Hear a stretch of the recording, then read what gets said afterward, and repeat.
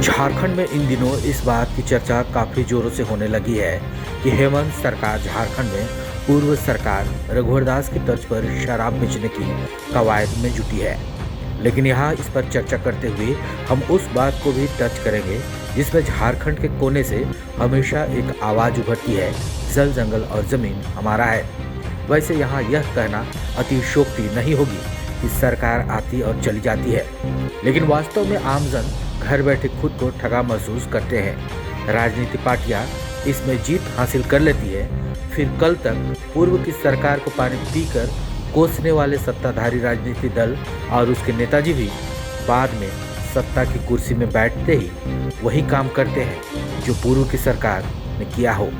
बहरहाल मीडिया में बातें जग जाहिर होने के बाद संबंधित राजनीतिक दल या नेताजी को अपने आप को साफ बताना मुनासिब लगता है और इस पाक साफ को साबित करते हुए यह कहते हुए देखा जा सकता है कि पूर्व की सरकार ने कार्य को इतना जटिल बना दिया कि उसे सुधारने में वर्तमान सरकार को समय लग रही है।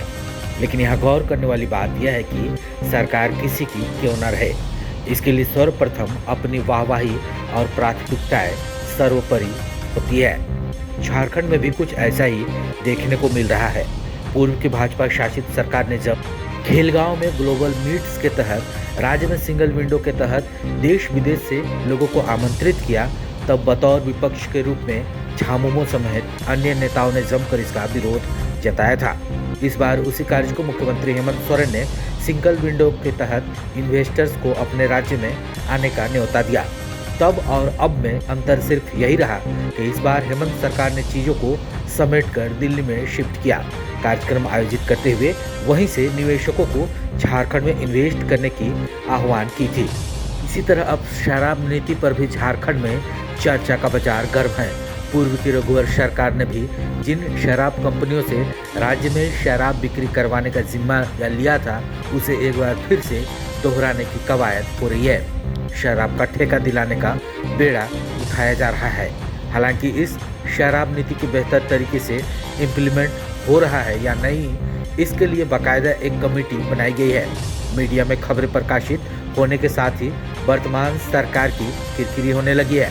सवाल उठने लगा है, जिस गुरुजी शिबू सोरेन ने झारखंड में अपने राजनीतिक करियर के दौरान ही शराब के उपयोग न करने और इसके बिक्री पर प्रतिबंध लगाने की आवाजें बुलंद की थी, अब खुलकर उन्हीं की सरकार में झारखंड में अब राजस्व वसूली के लिए शराब के धंधे को एक बड़े एसेट के रूप में देखा जा रहा है। हालांकि मीडिया में खुलकर इस बात को सत्ताधारी दल कहने से भी चूक रहे हैं। सूत्र बताते हैं कि शराब बेचकर राज्य के राजस्व बढ़ाने के लिए बाकायदा झारखंड के बड़े अधिकारियों की अगुवाई में सरकार का एक प्रतिनिधि मंडल छत्तीसगढ़ राज्य को रवाना हुआ है। शराब नीति पर चर्चा करेंगे और बातों को सीखेंगे। शराब नीति का अध्ययन करने के बाद उसी बातों को झारखंड में इम्प्लीमेंट करने की कवायद हो रही है। माना जा रहा है कि अध्ययन ठीक ठाक रहा तो राज्य में थोक और खुदरा शराब के कारोबार सरकार के नियंत्रण में हो जाएगा। Jharkhand state beverage corporation limited सक्रिय तौर पर इसके साथ ही काम करने लगेगा। बहरहाल शराब हो या उद्योग नीति, तमाम बातों पर यहाँ सवाल उठना लाजमी है। जिस पुरानी राजनीतिक दल ने हमेशा से यहाँ जल जंगल और जमीन की रक्षा करने पर जोर दिया, वह दूसरे देश के पूंजीपतियों को भला अपने ही झारखंड में बुलाकर कैसे जमीन देने की बातें करेगी। पूर्व की तरह वर्तमान हेमंत सरकार ने भी इस बात पर जोर दिया है कि दूसरे देश के पूंजीपति झारखंड आए, देखें, समझें और यहाँ इन्वेस्ट करें, क्योंकि निवेश करने का यही एक उपयुक्त समय है। गौर करने वाली बात यह है कि पूर्व में भी रघुवर सरकार के कार्यकाल के दौरान इस बात के दावे किए जाते थे कि यहाँ निवेश करने के लिए बाहर से पूंजीपति आए और इसके लिए बाकायदा लैंड बैंक भी बनाए गए थे।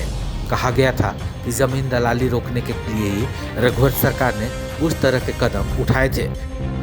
इधर सरकारें बदली, सत्ता बदली, नई सरकार आई, लोगों को एक उम्मीद की आस जगी कि इस सरकार से लोगों का भला होगा।